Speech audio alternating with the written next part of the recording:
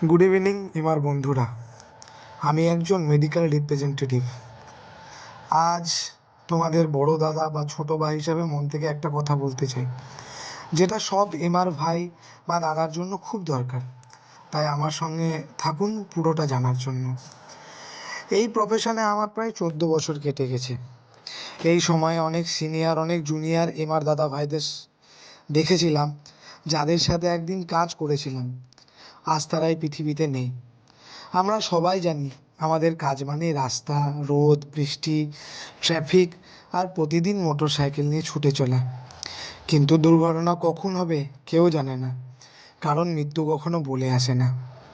ভাগ্যকে আমরা নিয়ন্ত্রণ করতে পারি না, কিন্তু দায়িত্বজ্ঞানহীন হয়ে থাকাটাও কি ঠিক? অনেক পরিবারের একজন মানুষই পুরো পরিবারের ভরসা।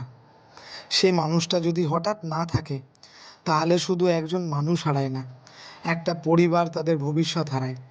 আমি কাউকে ভয় দেখাতে আসিনি, আমি কারোর অমঙ্গলও চাই না, কিন্তু কিছু সত্য আছে যেগুলো মুখে না বললে নিজের কাছেই অপরাধবোধ মনে হয়। তাই ভাই ও দাদা হিসাবে বলছি, অন্তত একটা টার্ম পলিসি বা টার্ম ইন্স্যুরেন্স করে রাখতে। এটা আপনার জন্য নয়, এটা সেই পরিবারের জন্য।